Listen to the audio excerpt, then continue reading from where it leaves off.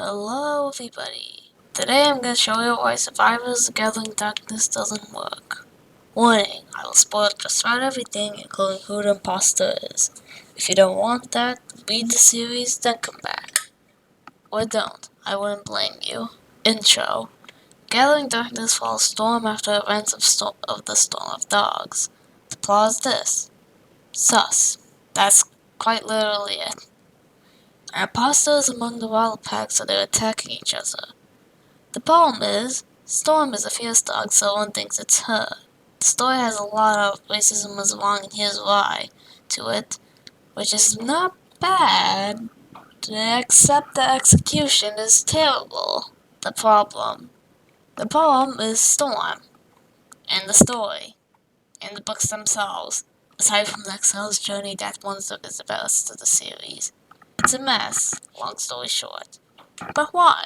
Well, let's tackle this one at a time. Problem 1. Storm. Storm is a problem. Ever since the broken path, I've been either annoyed or irritated by Storm. She talks when she shouldn't, and doesn't talk when she should. Oh look, everyone is mocking me. Well, but not do a single thing. But even when Storm isn't complaining about how unfair her breedism is, she's still an annoying protagonist. When Foxmas does discover to be let go of, Storm doesn't reason why she did it. She stays silent, and accepts the defeat. Whatever it'll be described as. Punishment. When Storm and Beetle are found leaving the camp, she says nothing. And the last one is extra painful. Why? Storm says something stupid about Thorn and Beetle getting over their loss or something. She shouldn't disturb them because they need to get over their loss was fiery. Just tell Sweet, confront them. It's not that hard. Problem 2. Plot. Survivors the Gathering Darkness has 6 books. When I first read it, I expected it to be like the original arc. Each book has a different plot that moves the story along. I wouldn't be saying this if the Gathering Darkness didn't do the opposite. Each book feels like the last. No new characters aside from the foxes and the pups in Dead of Night. And the plots are very small. There's no real danger aside from the sussy Baka.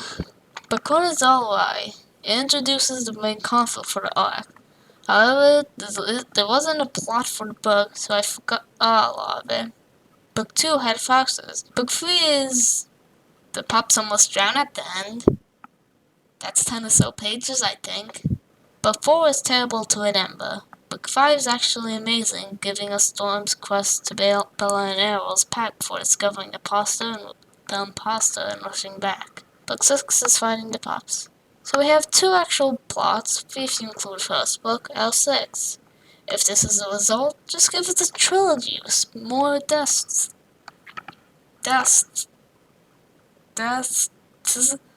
per book. The thing about the main book plots is that if you only read a book once, you'll be able to remember more. I recall more about Darkness Falls than I do Red Moon Rising, or Into the Shadows, or Dead of Night. Problem 3. Characters. Ah, you knew I would bring this up. Allow me to say it here. I hate everyone. Or at least I hate everyone I'm supposed to root for. Sunshine is okay. The pups are pups, so I'm unable to hate them. But the others? I forgot them all. In my Arc 3 fanfiction, I went to the wiki because I forgot who's who.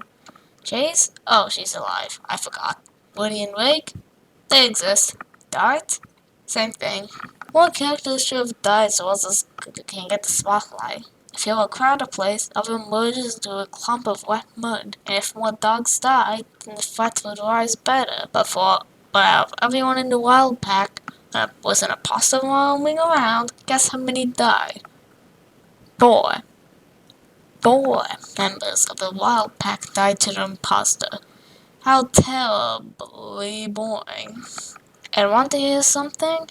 Actually, it probably is on par with everything else, but the characters are out of character. The Lucky and Sweet are overprotective of their pups. There's potential for a character arc, but no one thought of it, so it never happened. All of a sudden, they're worried for the pups, and they'll even snap at Storm, who Lucky adopted, mind you. Problem 4. The Imposter.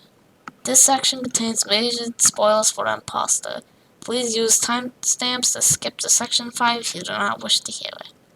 And now, the imposter. The mystery of Bree's being sus was terribly done in my opinion. She seemed like the most random choices, and I never got the intention of her being bad until book 4, where Gillian Phillip must have realized that, too. Except she blew too obvious with Bree's telling Storm to kindly leave in a slightly, maybe highly, a little aggressive manner. Maybe if there was I really wish there was another way, but no one believes you, I don't want you to deal with this, somewhere, it would have seemed believable. Anyways, now to conclude. Conclusion. Arc 2 is a major disappointment. It just doesn't work. I doubt I need to say more. But now my hands are tired and my voice hurts, so until next time, goodbye.